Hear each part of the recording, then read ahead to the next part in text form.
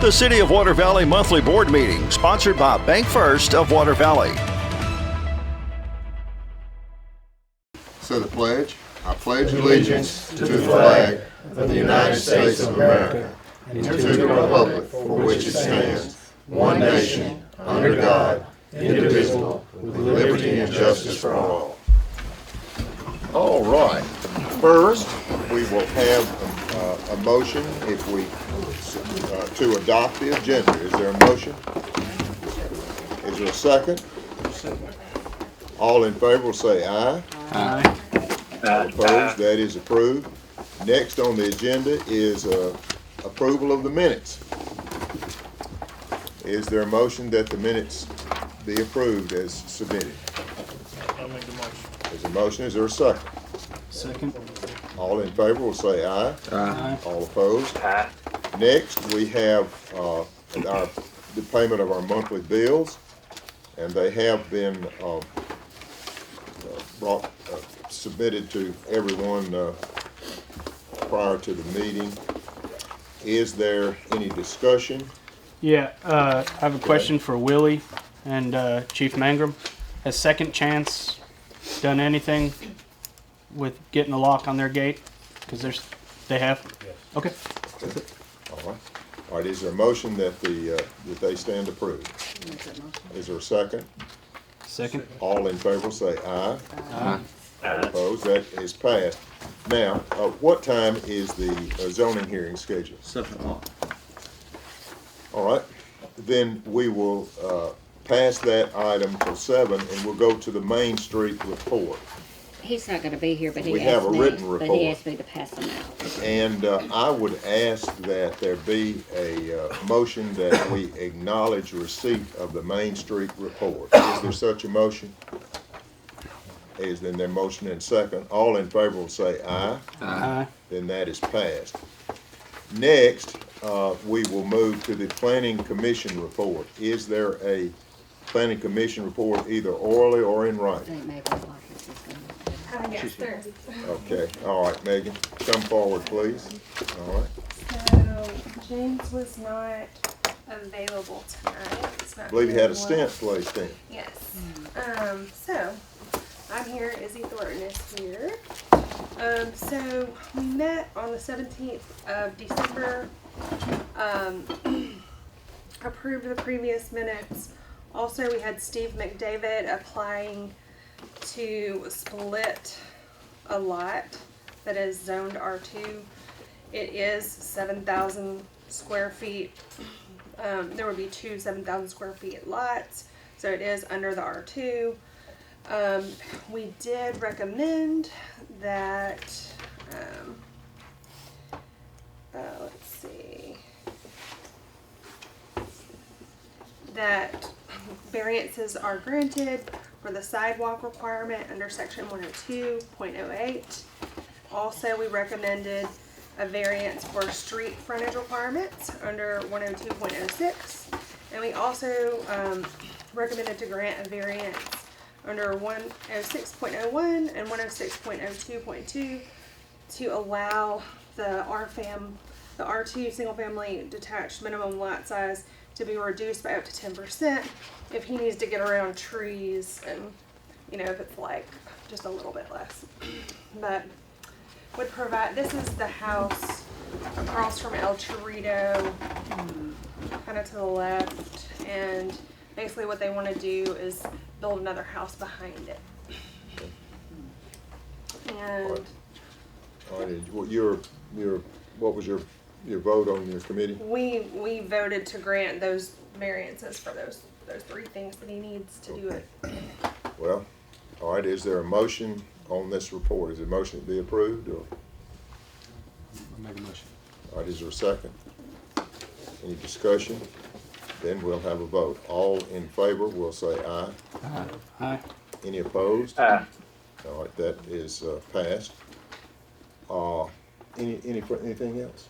Yes, so, also, I think it is under like the state code that our zoning code should be updated every so often. It doesn't like specify a specific number of years, But in August of 2026, this year, it will have been 20 years since it's been updated.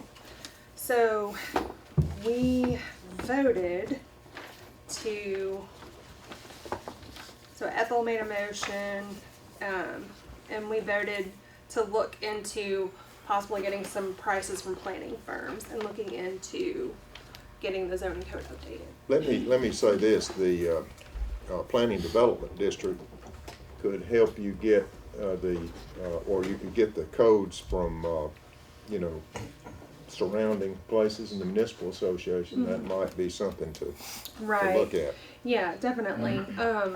It would definitely need to be done by a professional planning firm. You know, it's not something any of us would, you know, be expert enough to do. But we can definitely look into that. So, any thoughts or other than that? Well, all right. Well, thank y'all for. Well, one more thing. Okay. So, we have had several people lately, residents of Water Valley, kind of complaining about all the rezoning that's going on without, like, super public notices. And so, it's been multiple people that have complained to us, and maybe you've had some complaints too. So, we are proposing a rezoning signage and public notification procedure change, which is just kind of like a band-aid on our zoning code. But our zoning code does not have a lot of things like this that other municipalities have. But so here is a template that James got printed up. Daniel is working on such a thing and should have a report But to it. that goes hand in hand with what I'm doing. Oh, you are? Okay. We instructed him to do that earlier.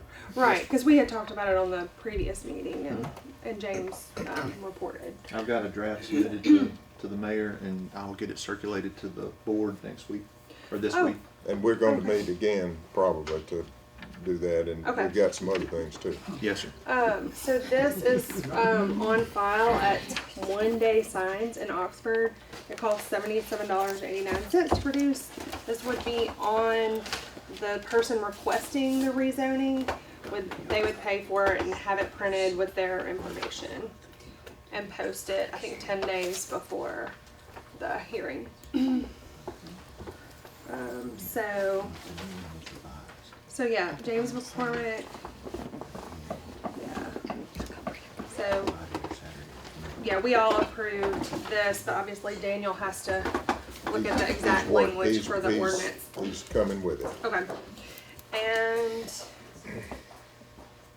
other items, I guess we can talk about later, is just clarifying the commission versus the board authority on variances and rezonings. The way we have read it is that the planning commission has the authority to grant variances, just not rezoning. But Well, we can talk about yeah, that. we probably need to talk about that. We probably, you know, yeah. Yep, but that's what our current zoning code says.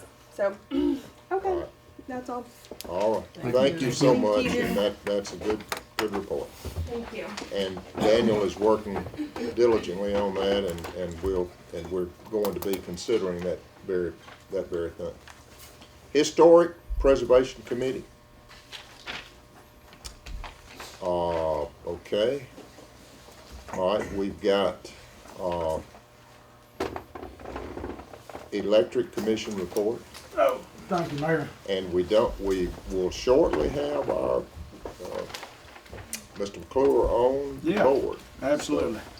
And y'all are gonna love the fact that this report tonight is less than an index card. I've been in New Zealand and I don't even know what month it is. But, as the mayor mentioned, and some of y'all attended the welcome reception for Jim McClure, Commission unanimously chose him to be our general manager. And I think if you look at the qualifications of him, it just stands out among the field. We are so fortunate to get somebody with 36 years of experience, starting out as a lineman, moving up to the day-to-day commander of a electric utility that's got 35,000 customers.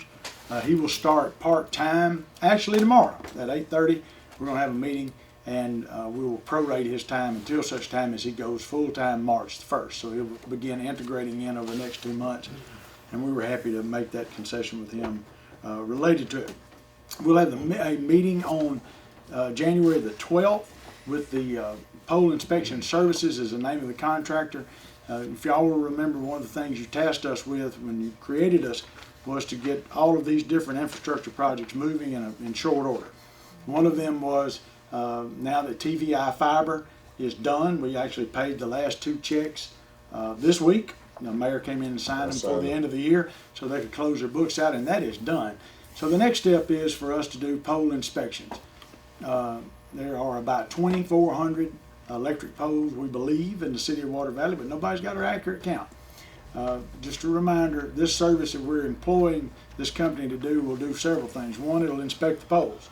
Secondly, it will GIS them to locate them. So every pole will have a latitude and longitude coordinate to it, so you know in a storm immediately how many poles have been knocked out, and we'll be able to add them to our hometown grid system. Secondly, we will be tagging the poles so that if a customer has a street light out, instead of having to go out and tie a yellow ribbon on the light pole, you'll be able to say pole 117 on whatever street or whatever the number is. It'll be tagged. And then lastly, we'll be putting the yellow guide guards on the poles. A lot of people back over those and ends up pulling the poles down. The new standard in the system is in electric service is to put the guide guards on there for protection of everybody, and so that'll be done.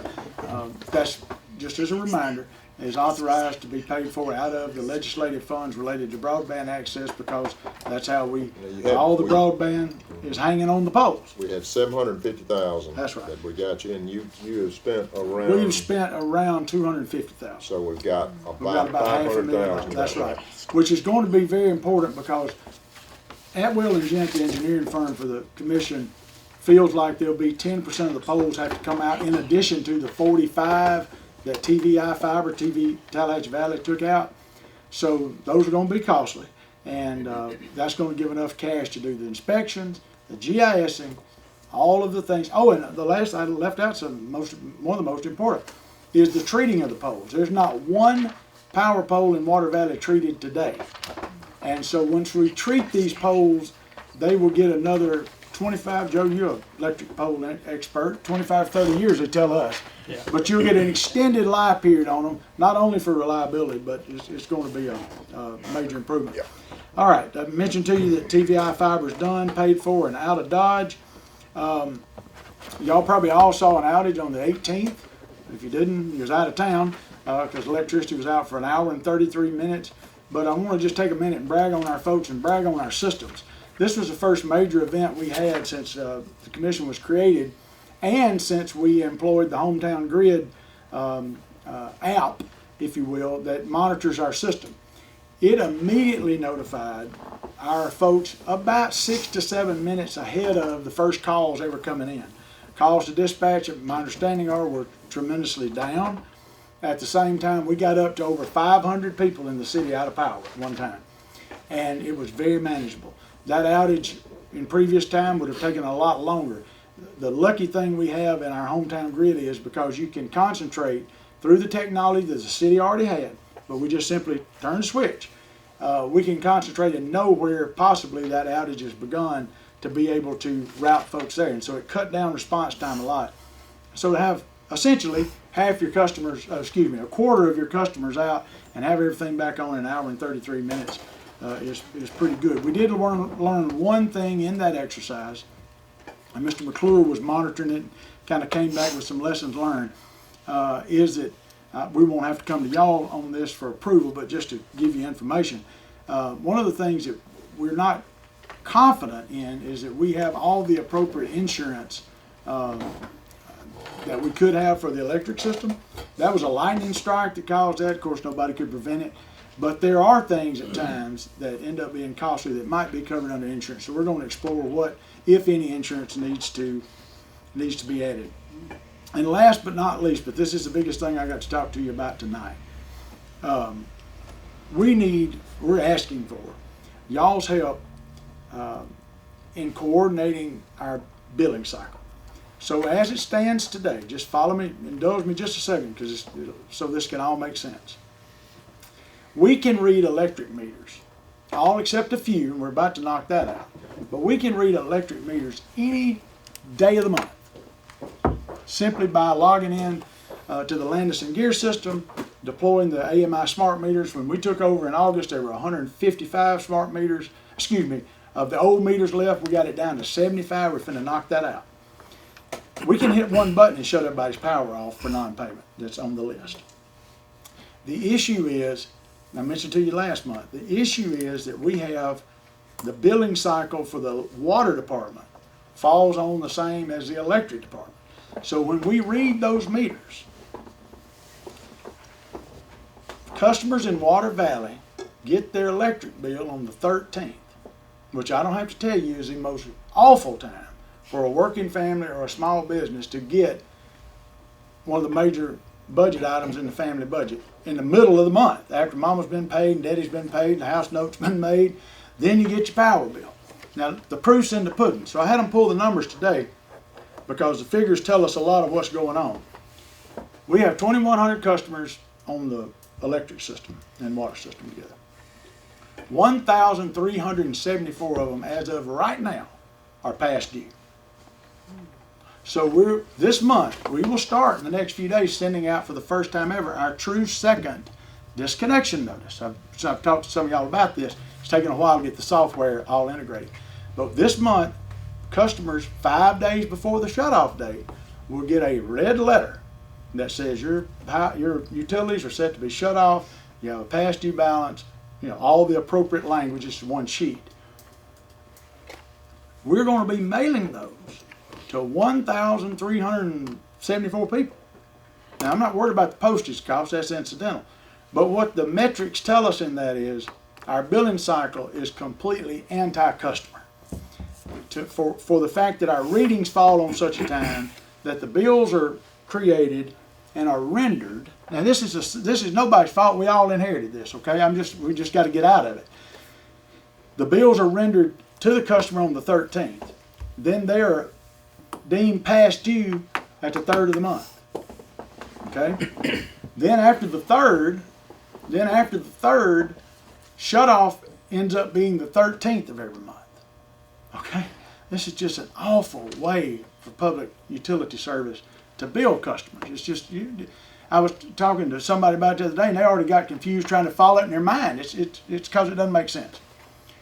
And so we got 65.1% of our customers past due today. That's unheard of in the industry. It tells us the cycle's wrong. What we have to have y'all's help on is the fact that our folks key in the water meter readings. And if the board, we don't have to make a decision on this tonight, but we've got to do it in the next month or so. We got to move on it. Yeah. We need to convene some type of meeting and sync up when the water meter readings come in.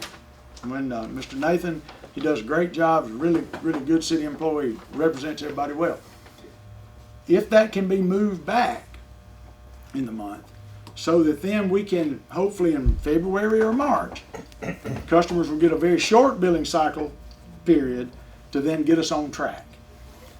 The commission's proposal is to do, and the mayor and I talked about this earlier, bills would come out right after the 1st of the month. So we can, assuming that the water department has done their meter readings and got them to us and they can be keyed in, we can hit our button and read ours in 10 minutes and that's over. So that's no problem. That's automatic meter reading. Do it any day of the month. The goal would be to render those bills on the last working day of the month so that they hit the mailbox around the 1st, 2nd, no later than 3rd probably. Then the policy be that we give until either the 10th or the 15th. We can just pick 10th or the 15th before a late fee is assessed. And then after the late fee is assessed, then you've got about a 10-day window in there where you've been penalized 10% for being late. All falls in line with your other bills, doesn't it? As you talk about it, as you see, it just all makes sense. And then as you get into the end of the month, 5 days out from the shutoff, we will populate, just like we did today, the shutoff list, which should be 2,100 customers. We shouldn't have more than 100 people on the shutoff list. I'm just using a rule of thumb. But that would get it on a cycle where you're cutting utility service off at the end of the month for non-payment, rather than over into the next month. The other thing that we think is not gonna hurt us, and it very well might help us on cash flow issues, Vivian, where we're transferring sanitation, water, and sewer back to you. We can time that in a way that's more advantageous for everybody, so that when the collections come in. But it's gonna take a little education. The other thing right now, there's a current policy that we're going to vote to do away with it on our end, and would strongly ask you to do it on y'all's. The city of Water Valley charges customers, and this is an ordinance. If you come in after the 13th and you need an extension on your bill to prevent you from being cut off, everybody with me? 13th of the month comes, that's the shut-off date. You call down and say, hey, I've got a little financial problem, can I get an extension? We charge those people who are already in financial dire straits $10 to give them an extension a few days on water, and $10 to give them an extension on electricity. And that's just egregious. I've never heard of any utility in all my years working in this business charging for a extension fee. Now that's going to be a revenue hit, don't get me wrong, but morally we know it's the right thing to do. So these are things, if y'all will, I'm sorry to take up so much time, but we really need to work on these in the month of January, probably in February, with the goal of about March being able to turn this ship around billing wise. So let me answer any questions you got. That's pretty much what. Well, I do think we need to, everything needs to be synchronized. I mean, it doesn't make sense for it not, and what we can do is get with our folks and study it, and then we can get together and work out an arrangement. I'm sure one can be done. And as long as y'all are open to that, we're going to go ahead and contact the Tennessee Valley Authority and get them to just come look at, they can do this, take a snapshot on our usage. We want to, you may know this, but we want to read our biggest customers at the end of the month because they're on a demand meter. So they can give us some guidance on maybe is the 27th better than the 28th, or the 26th better than the And the 29th. Mississippi Rural Water Association. Oh yeah, y'all are members of that. We are members of that, and so between the TVA, we're members of that, and we're members of the Rural Water Association. So we can get those two synchronized. That can help. We just need to, if y'all are, I don't hear anybody objecting, please ask any questions you got. We're just trying to get this on a billing cycle that A, makes sense and is easily explainable, 2, that can get us in sync where we can give proper disconnection notices, get the collections in. We don't want to run afoul of anything anybody's got, but it will require some education. The other thing, that 65.1%, I'm just blown away by that. Marquita sent me the number today. 1,374 people out of 2,100 are past due. The other thing that tells us is we have not done as good a job of promoting bank draft as we should. And so the commission is going to work on a big promotion going forward to try to encourage, and we would encourage any of you out here tonight, please sign up for bank draft. We're going to carry the cards around in our vehicles. We're going to ask our employees to carry the cards around in the vehicles. You can mail them back in. We don't want to look at your account number, but they need to be available, because that is such a, that would be a good way to get that going. But that seems to be something, and I'm sorry we didn't find this earlier. This is one of those things that it takes several months to go through cycles to figure out kind of where some of the gaps are. So any questions on that? Have you talked to David about? I have not. That's the reason I came We'll down. talk today. Because I mean, he had to physically read his meters. Well, correct. yeah, and that they can be read at different times. Yeah, We my worked understanding that. is it takes about 2 weeks to read all the meters in the town and do it. The question is, Demetrius, what 2 weeks in the month do you read them? That's right. So if we just shift that back, it's not adding work to anybody, it's just simply shifting it to another time. All right, thank All y'all. right, thank you very much. All right, Vivian, what is the date, what is the time of the bid opening? It can be open anytime, but I didn't. sit What, long could we before it started. have we have bids on the depository that we do need to get opened. Is there any objection for us opening those bids now? If not, open the bids and call them out. And that'll segue us into the hearing itself, I'll just kind of briefly read over. okay? This one is from Bank First. I think we're just looking at the interest at this point. That's correct.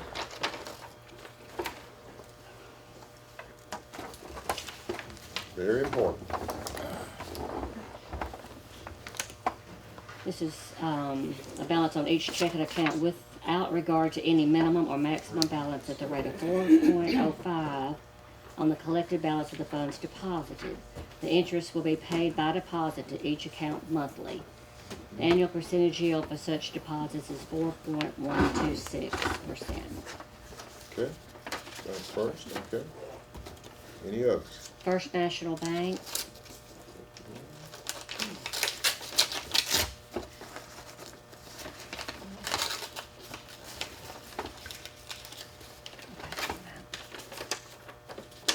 This is very important to your revenue picture. FNB will pay interest during the term of the bid on all City of Water Valley funds at a fixed rate of 3.72%. Okay, I'm not seeing any other percentages. okay. You'll double check that one for me. Renaissance Bank. Okay.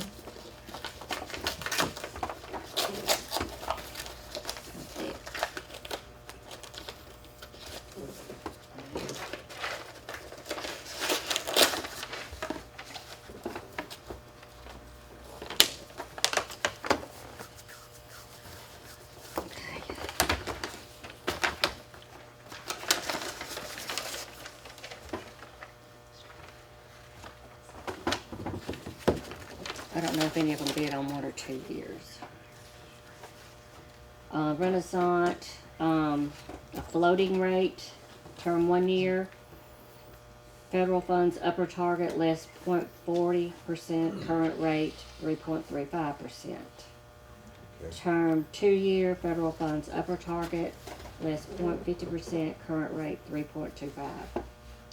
A fixed rate term requested, term 1 year 3.15, term 2 year 2.70.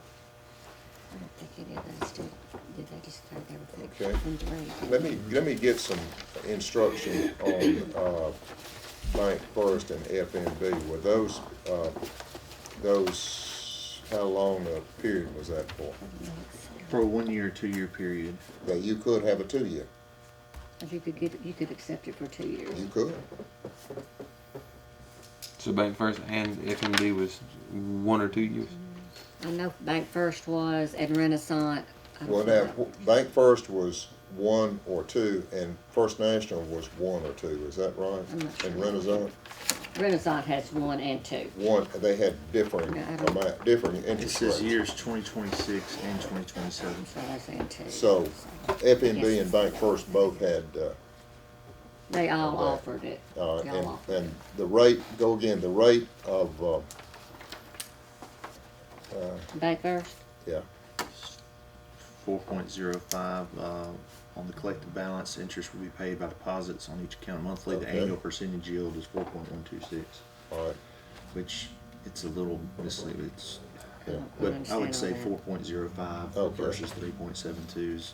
4 point, and then Renaissance would be, Renaissance is, it looks like their fixed rate for term 1 year is 3.15 and term Okay. 2 years 2.7. Is that the way you would see that? okay. I do. All right, so you gotta compare apples to apples. So, what we have is, what we have. And, so you have 3, bids. 2-year bid, you know, interest rates have been going down, I put that to you. So, that is, certainly something we've gotta do. We've gotta have a depository. You can have either 1 or 2 years.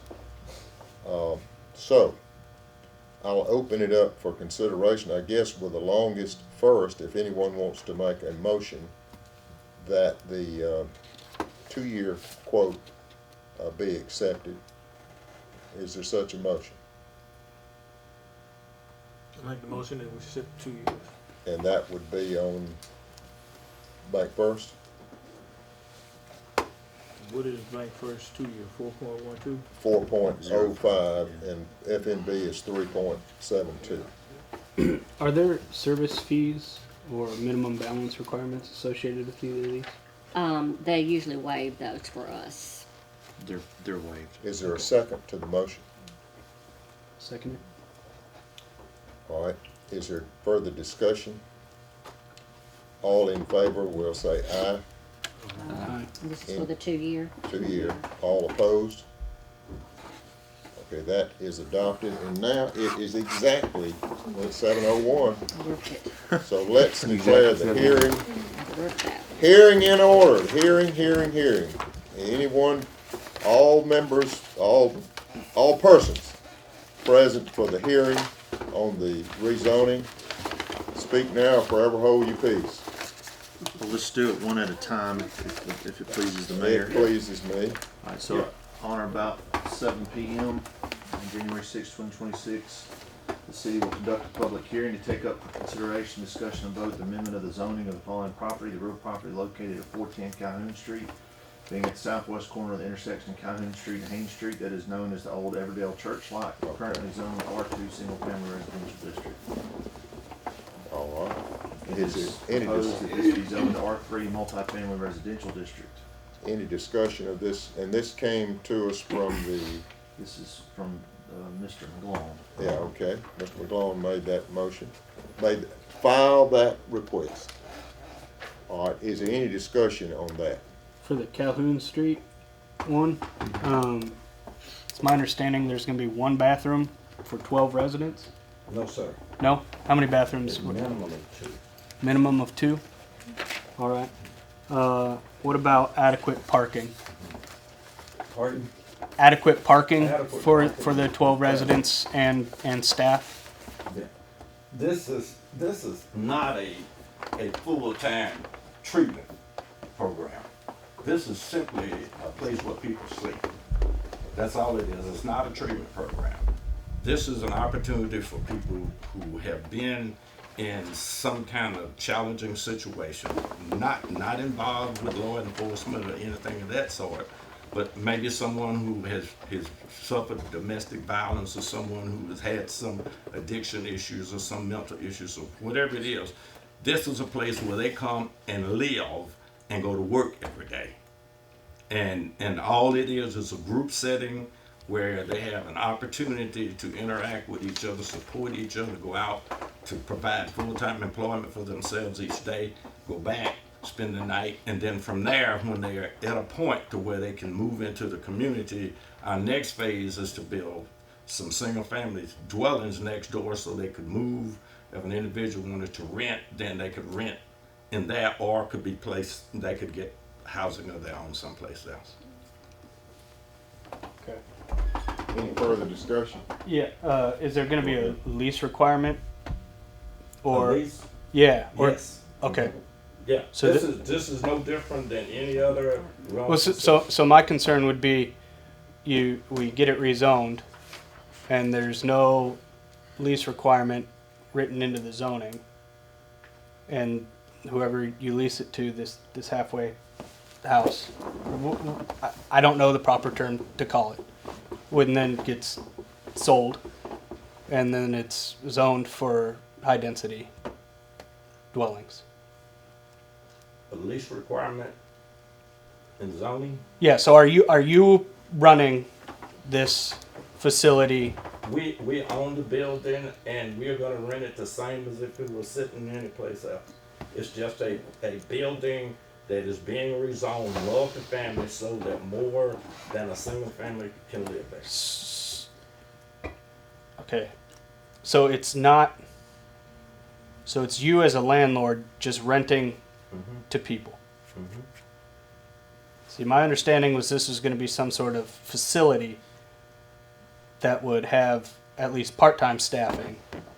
No, that's a misnomer that has been circulated.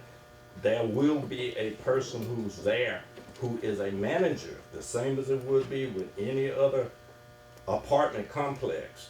that person's responsibility is to simply manage the facility.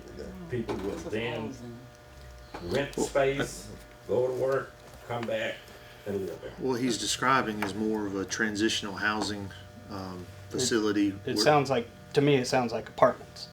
Where you have a manager that makes sure that everybody's behaving and they can't kick you out if you're not behaved. Say, for example, you cuss out the neighbor, they can evict you, and it's not like a regular eviction that takes 30 days. They can just put you out. Right. Because it's not necessarily. Is it going to be a 501c3? Pardon? Is it going to be a It would be 501c3? moving a 501c3. Yeah. So the Branch of Hope operates a similar facility, but it's strictly for rehabilitating alcoholics and drug addicts. So I'm not trying to speak up, but so yeah, it's not like a traditional apartment necessarily, because it's almost on a month-to-month basis, but they can kick you out if you come in and you're obviously messed up, intoxicated or high. Would that be correct? That's a part of the overall transitional program. Yeah. So but I understand. But there your won't be concerns. active drug testing or anything like that? No, it's not a treatment program. And part of a treatment program would have those. We've got that at the branch, but that's. And this is gonna border an R3 zone, right? It's gonna border Blackman Drive, correct? Are the back lots? Let's see, Calhoun Street. This No, it is won't done go. by Holden R2. Yeah, it won't go all the way to Blackman Drive. No. Well, I'm saying, Blackman Drive, the Water Housing Authority is already multifamily dwelling, right? And so, the backyards of those multifamily dwellings border the backyards of Calhoun Street that we're talking about, right? I don't think that's correct on my No. map. Yeah, I'm looking at Wait a the. minute. Let's get in order. Whoa, let's get in Yeah. order here. All right. Now, Alderman, what was your question? I'm looking at the map right here. The zoning map. You see Blackman Drive, and we see R3 multifamily residential, and then and then on the northern side of that zoning, we have Calhoun Street. The lots that we're talking about that are going to be affected. See where it's actually that funky green color? Mm-hmm. That's not the entire lot. They're not changing the entire lot. They're just changing the corner lot.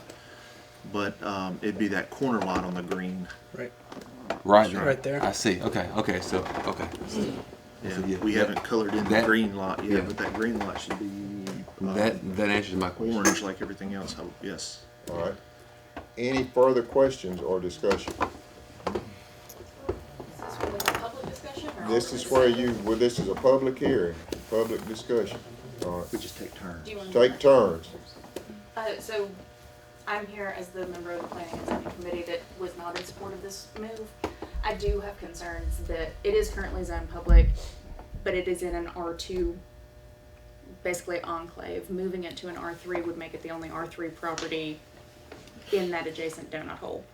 And without that leasing requirement, it also means that, you know, if the developers were to sell this piece of property, they could, the zoning sticks, right? Without regard to who owns it. So if they were to sell it, then new owners, new tenant, could use the property in an R3 way that would make it stand out from its neighboring and adjacent properties. I also do still have some concerns about code compliance in terms of adequate parking and the adjacent properties for the number of people who are meant to be living here. So to my mind, some of that does stand unresolved, having reviewed the materials that were submitted. And so while I have great admiration for the intentions here, I am not sure, in my personal opinion, and having reviewed the materials, that this property is suitable for the scale and type of use that's being proposed. All right. Further discussion? No. So it is currently public. So public is not R1, it's not R2, it's not R3, it's the highest density, right? So there's a huge parking lot, which is no longer part of the property, which was parceled off by the city. So this is a church with public zoning with no parking lot. And so knowing that, he needs to come up with a different use for it, right? Because it can't be a church anymore, it can't be public.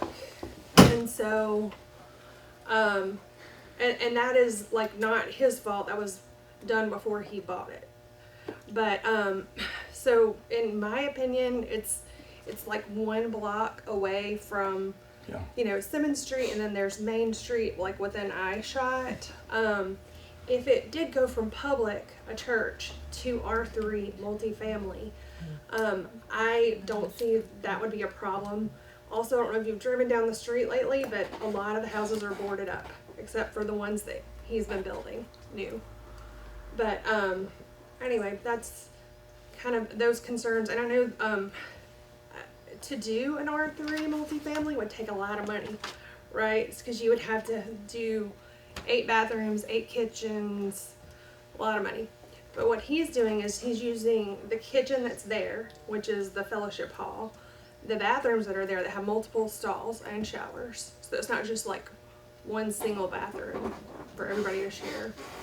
And to me, that it seems like maybe the only use that would be viable right now, because to do R3 multifamily would take a lot of money, and it's all boarded up down there, so I don't think that even makes sense. But we're going from public to R3, so it's just one step down. But All right. Further discussion. Ms. Smith. So there's going to be a director. Is this director going to be living with these people? Or, I mean, you say it's a transition house.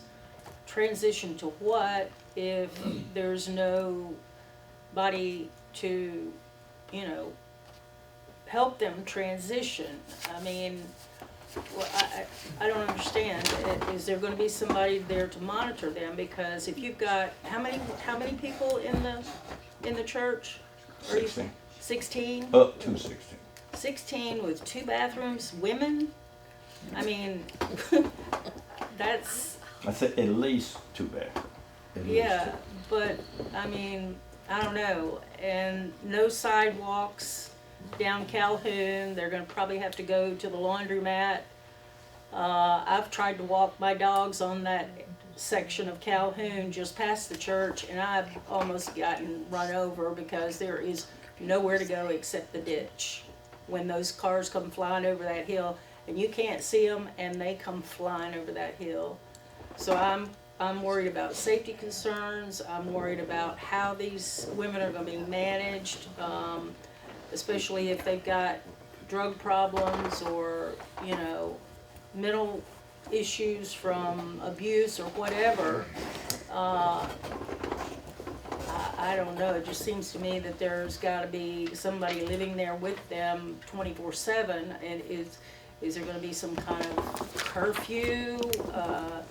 You know, I just, there are a lot more questions than answers here right now. So, and I know there are a lot of concerned people on Calhoun Street because they don't know what's going on.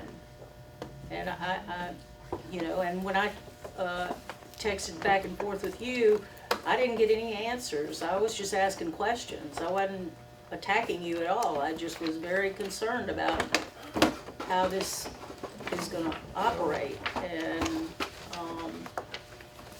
Okay. Now, further discussion. All right, gentlemen, I guess I'm going to recognize you're the movement, so I'll recognize you to close if there's no other discussion. Okay. You're recognized. If there's no other discussion, you're recognized, gentlemen. Addressing your questions, there will be a full-time person there. Every individual is being placed there from an existing program. They are part of an existing program. That's why it's called transitional. They have the support that they needed. There will be a social worker who will come in periodically to meet with the group. As far as transportation, sidewalks, my understanding is that a part of the city's plan is to put sidewalks on Calhoun Street. So that's what I was told 2 years ago as a part of the long-term plan is to restore the sidewalks. You're right, there are some problems there. But then again, we do have a parking space. There is a grassed area that I've spoken with even prior to this process to include that as parking. 16 people who are just being released from a program. I doubt 16 of them are gonna have a car. So we'll have the parking space there. Plus, in addition to that, there will be available transportation if it's necessary. That's part of the program that we're adding to it, understanding that they leave in the morning, go to work, and come back home. So they don't need 24/7 because they aren't even there. They're in gainful employment, independent employment, working wherever it is, whether they're in something in Water Valley or in Grenada, in Oxford, in Coffeyville, or wherever else. But we've addressed those and we're on the way to that. And I do have here, and I'll be happy to share those, Mayor. Sure. Let me pass these out as I close. Yes, sir. Wouldn't you be able to give me a copy of that? This is for the board, and if they choose to share it, they can. Yeah, I would like to share it with my neighbors. Let's see. Okay. All right. This is addressed to the board, and we have talked to individuals. Some of them could not be here tonight, but we do have support from those who live in the area, in addition to other professionals who are familiar with this, with the effort that we have. So, other than that, Well, I'm open for questions. all right, okay. Well, the hearing is at an end, and now the decision time is present. All those, I'll call the question. All those in favor of the change will, One question. Demetrius, have any other constituents in your ward expressed concerns or? Only somebody spoke to me was Miss Elizabeth. Okay. so I guess we can do a raise of hands. All in favor will raise a hand. Is in favor of the, Mr. McGowan's proposal, The amendment to the zoning. the amendment to the zoning. If you're in favor of it, raise your hand. On Calhoun Street. That's right.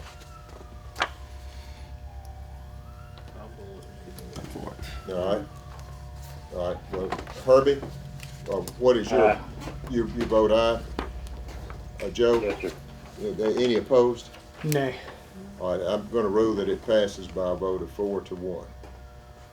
All right, now, next. We have a notice of public hearing on zoning amendment that at 7 p.m. on January 6, 2026, the City of Water Valley will conduct a public hearing to take up for consideration, discussion, and vote the amendment of the zoning of the following property. Real property located on Stevens Street that's currently zoned R4 Special Single Family Residential District. Said real property being assigned to Albemarle County Second Judicial District Tax Parcel ID number 0502D03002500, and it's more particularly set out therein. It's proposed that this property be zoned R3 Multifamily Residential District.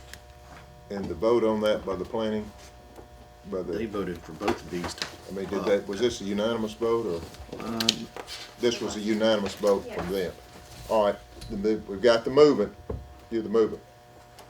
Move it, move. I'm gonna move it quickly. This was a little easier. This is a piece of property that, from my understanding, at one time had mobile homes on it.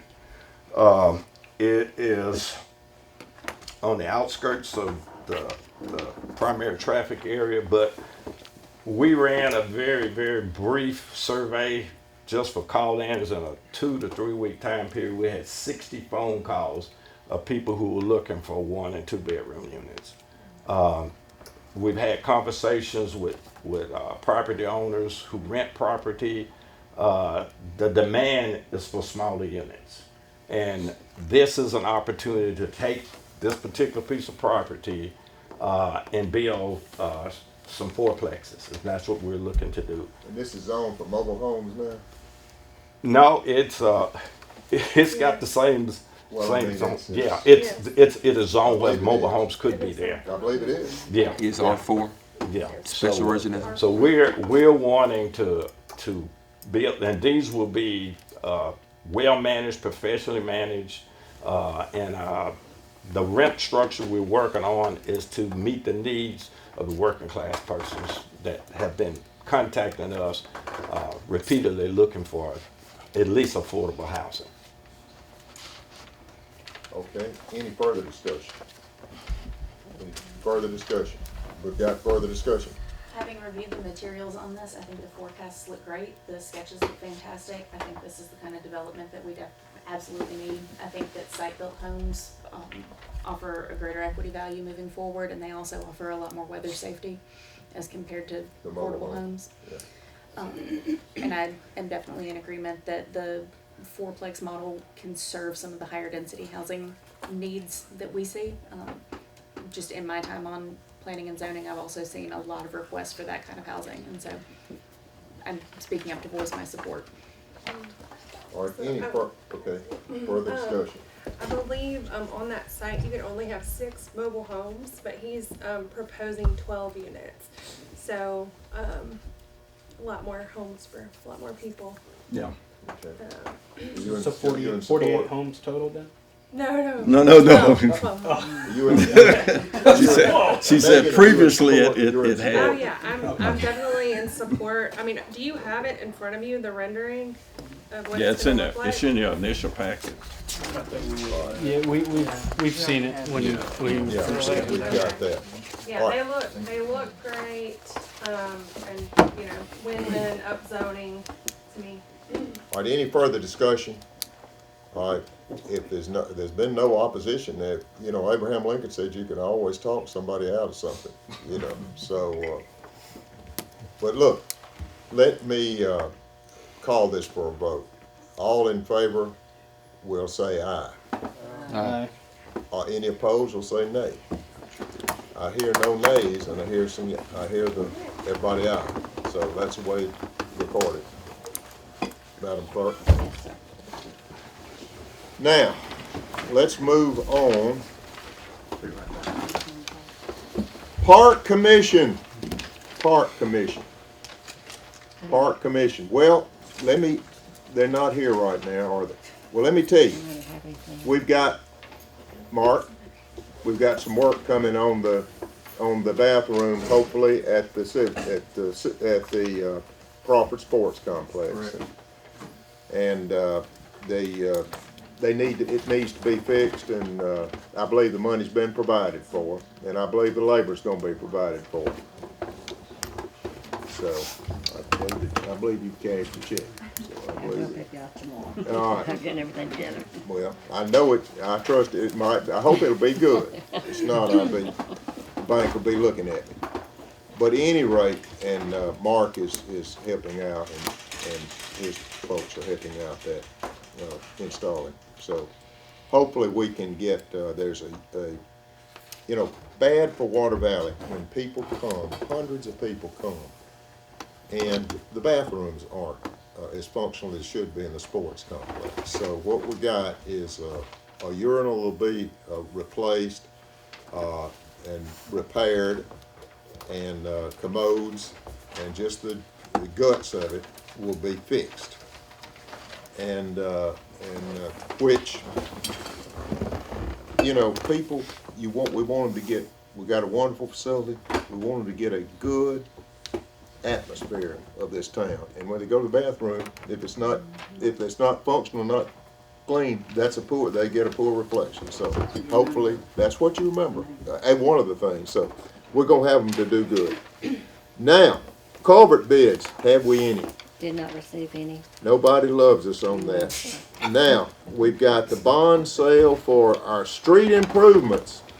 Yes, sir. So we have, of course, we've been working with Watkins and Eager on our general obligation improvement bonds, and we had that approved at our December 4th meeting, I believe it was. That's right, and the interest rate has gone down since that time. .25, so that's a good thing. So we've got a notice of bond sale that I think they went through and just added some information from of our prior minutes and our prior meeting and inserted those, and they asked that I present this to y'all this evening of the notice of the bond sale, that we would have this on February 3rd, 2026, until the hour of 3 p.m. and such bids should be delivered, of course, to City Hall. And for y'all's review and adoption. Is there a motion that this be adopted? We gotta do this to sell the bonds. I'll make a motion. Second. Second. All in favor say aye. Aye. All opposed, that unanimously passes. So just to recap, so we have our board meeting tonight. We're going to go, we just approved that, and then on January 15th, we'll publish notice of the bond sale in the Herald. And then we'll have our second and final publication on January 22nd. And then late January to early February, we'll get the complete validation of the bond sale in Chancery Court, and I'll be handling that for you guys. And then on February 3rd, at the February board meeting, we will have a bid opening that afternoon and the adoption of the award resolution for the bonds to the best bidder. In early March, we should close the project, which means we should. And then we can hopefully advertise for the work, and when the ground gets warm, hopefully we can be moving some dirt. Amen. Hallelujah. That'll work. If you're gonna do it, do it. If you're not, don't. So, you know, and two, the early bird gets the worm on construction projects a lot of times. So hopefully we can get ours in reasonable time, and we will hopefully have the reports from the engineer about you know, going over our data and the areas of necessary improvement. So we've got that taken care of. Now we've got item 14, cemetery lots on Miss Marguerite Thomas. Michael? Yes, sir. You're recognized on cemetery lots of Marguerite Thomas. We got a piece of property up there. It's in the center of the cemetery up there. We've been maintaining for years. I've been trying for probably 20 years to find out who has this property and everything, in which we found out this Maurice Thomas, which we knew she had it, but she had moved away, moved to Florida. Turned around, she passed away. She gave that piece to her niece. Worked around through the whole loop and everything, and I found the niece. I talked with her and asked her would she be considered selling this lot to the city or. She is very pleased to sell it back to the city. I asked her what sort of price would she think, and we both negotiated back and forth. We come up with a price of $3,000 for this piece of property. All right.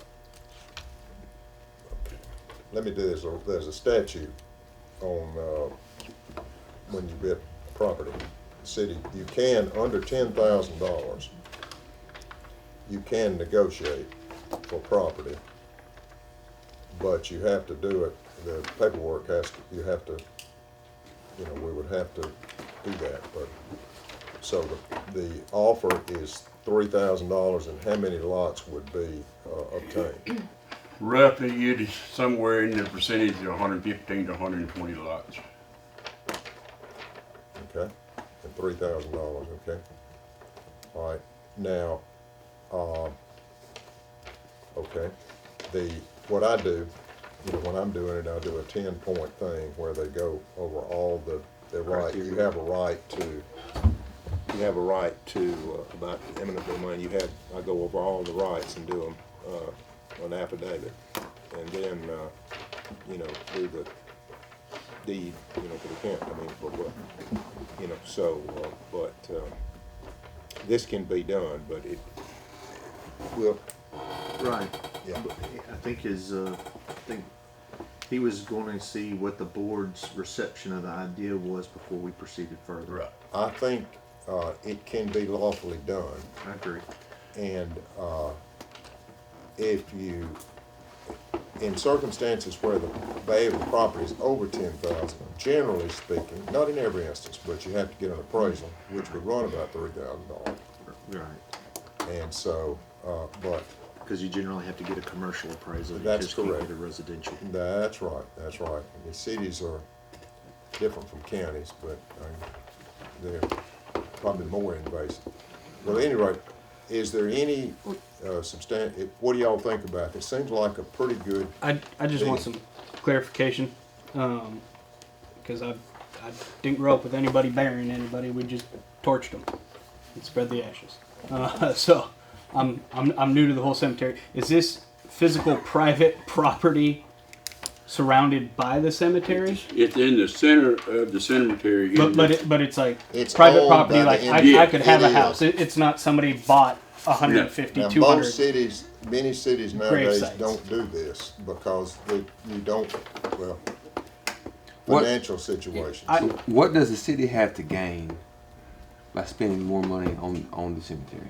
Well, you're running out of places up there. Okay. Okay, we've maintained this property How because much is the lot Thank sold for? $500 a So lot. 500 times 100. So we would gain, 50,000. you would gain your money okay. back out of it. Yeah. You know, if Okay. you look down through. Plus, we maintain it. We've been maintaining it for years and years and years. We don't get anything out of it.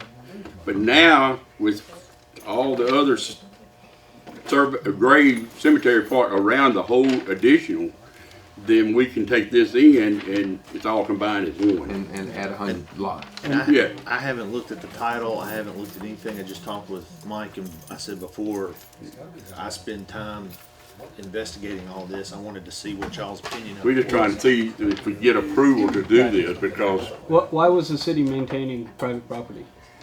Long history.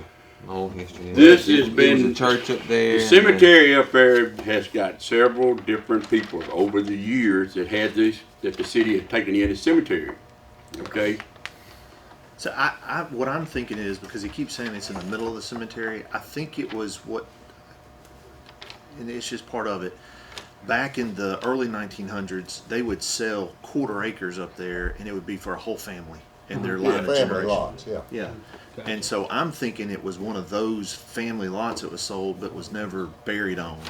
And that's what we're trying to get back. So But it's there's part an of our, actual deed to this, is that I'm led to believe there is. well, the there's a lady deed had to all of them. Yeah. She had it. Theoretically, if you It go was back given- far enough, It was given to her from her, supposed to be. Not always. her aunt. But it's like a lot. She had, Anybody could build a house if they bought this. No, because Where- I think where is it's it? in the middle of the public green, which is designated. nobody can get to it. You can't build anything on it or nothing That's what because makes it's, me think that it's. Okay, yeah, this Landlocked. this Well, I guess if you went to court, you I get a believe in right of 1880 ingress they and designated egress, all but this you need it 4 on the acres to be a date of cemetery, resurrection. and then they started selling out to the people who could afford it, quarter acres for family plots. And this and family, when you say plots, like I hear plot and I'm thinking home site, but we're talking Six- grave six- site. you're looking at a Right, 5 okay. by 10, 5 by 10 little Okay, spot. thank you. Okay, that's where I was getting I confused. mean, come by up at the cemetery and I'll be glad to show you exactly everything. But we've got 10 different Is names. Is this like Surveys. right up on the hill? There's like a. No, it's in the bottom. It's No, in the bottom. it's in the It bottom. joins the new edition of the of the Holloway edition that we acquired several years ago, and it's between the Holloway edition and the Addington survey. Gotcha. Okay. Okay, and now we are making progress on It's getting, landlocked and it it's Grant? it is- I want to make sure we're making progress on getting our records, digitized or whatever. we Yes, got. I'm going through a whole bunch of it right now. I've been Yeah. walking through the Yeah. cemetery, Cemetery. going through my maps and trying to plot Cool. stuff out. Yeah. Get some of it, a lot of the stuff in organized. We need to have that. Yeah, That's responsibility of one generation to the next. Yeah, I'll get with you this month. The Christmas and everything. Got That's it. fine. I've just been, I'll call you. I've got a lot of paperwork up there that I'm trying to catch up on and plus do the other stuff, what we're doing in Well, there. I don't think y'all are in a position to vote on this tonight because we've got to get, if you'll get that. just authorization for me to spend my time on it. Yeah, well, the paperwork, we can, that's code section will handle it, And of course, assuming that the title is, Well, that's what I'm saying. Stay. I'll from this point go and I'll start pulling some records to get together, and then from then we would look at the code section and potentially get together a potential contract. But it'd be a good asset for the city. Very much. all right. Well, I mean, there's no official I'm action open to taken, it, for sure. but, I mean, that's, I think there is a desire to move forward. Am I correct on Yes, that? you presented that. Herbie, you agree? I believe he agrees. He probably don't sleep. I do. Spoke too soon. All right, thank Thank you. y'all. Thank you. Will Carter.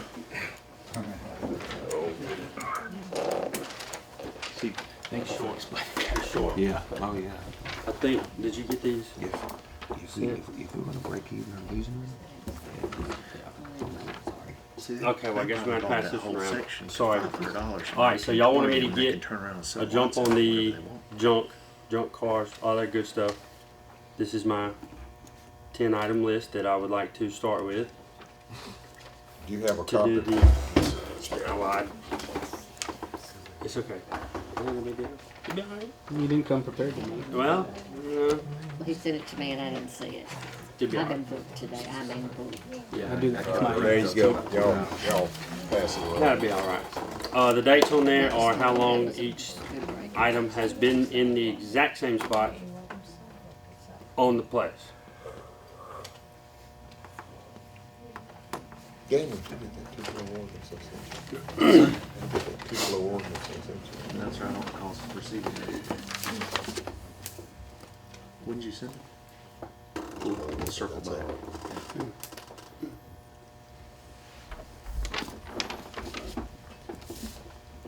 So, Yes, sir. I'm bringing these because per state statute, we have to record them on the board minutes and each address, and then go from there. Give 7-day notice, and after that, if they don't fix it, we do. You want us to acknowledge receipt of this Yes, item? it's just got to be recorded on the minutes. That's all.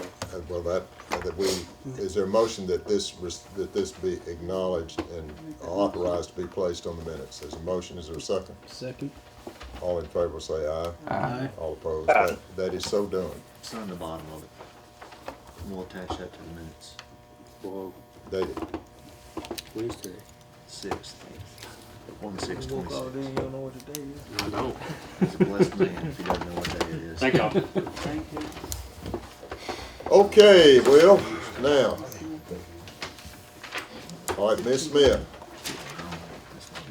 First of all, I'd like to bind each and every one of you to your oath of office to uphold the Constitution. You do just the opposite. This is a perfect example.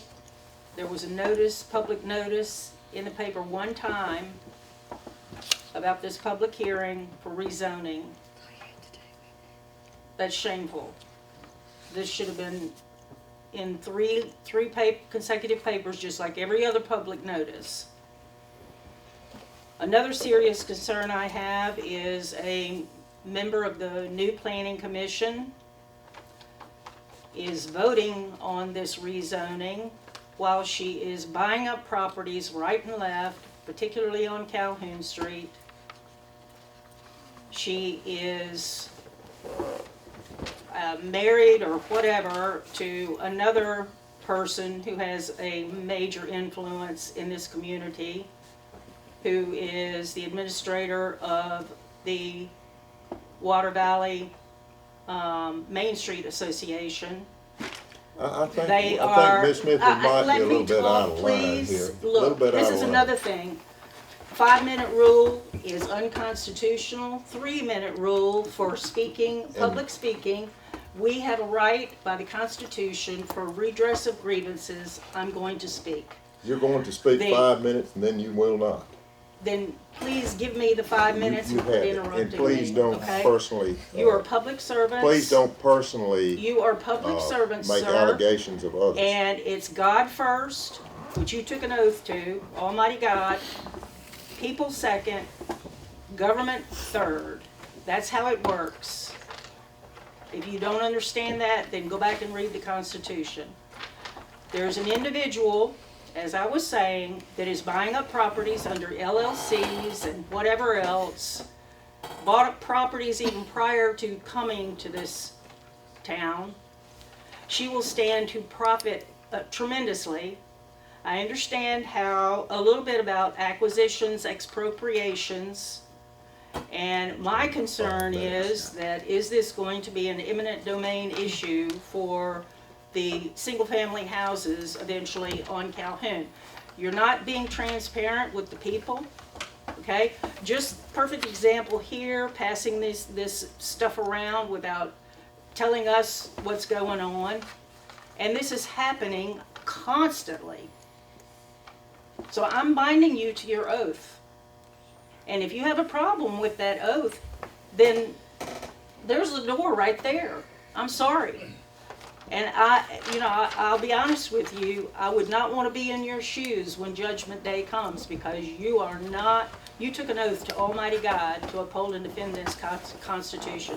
I know they're actively trying to get rid of it right now, as we speak.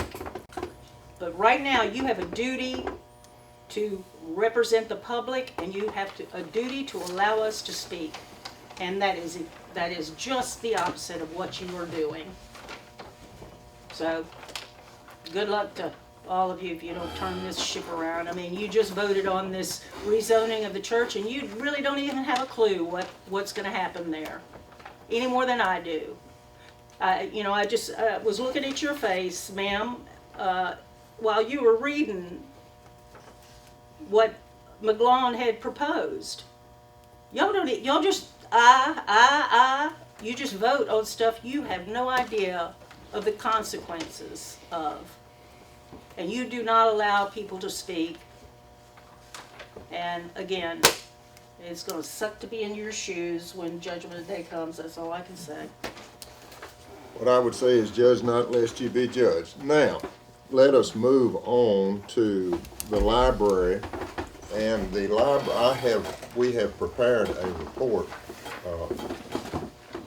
I've not prepared it, but we had a professional inspector who did, I think, a very thorough inspection of that, and we delivered that report to the Library Commission, and it indicates serious needs or problems with the library facility in regard to things that need to be done.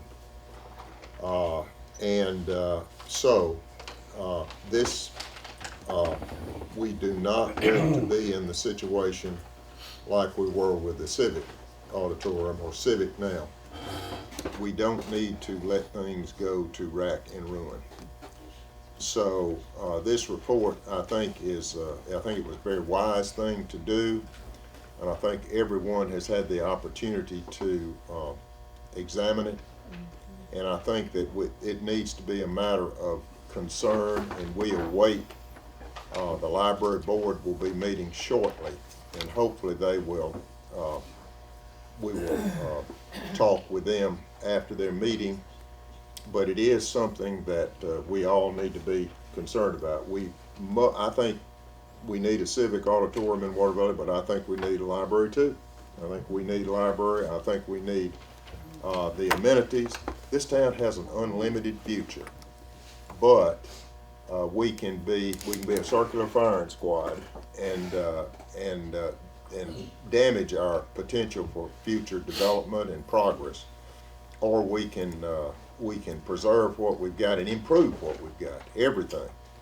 So we're making some steps, but we've got a lot of ground to cover. But I do ask your thoughts on the library situation, and I know the library board will be looking at that, and there certainly need to be. 20 years ago, I worked a bond bill in the legislature, and I believe we got $300,000 out of that, and that, was, I think, helped, but that's been 20 years, and so we need to bear that in mind and go from there. All right, next, item 18 is emergency training session. I think this is an announcement that this will be held at the fire department from 5 to 7 on January 13th. Emergency training session. Mark will do that. sir. The department heads are encouraged to attend and should attend. Am I correct on that, Mark? Yes, sir. All right, well then that's noted. Now then we have Willis Engineering for road improvements. And I think the department heads should be, Vivian, let's request that all department heads be present at that. Tell them they need to do that, okay? Yes, sir.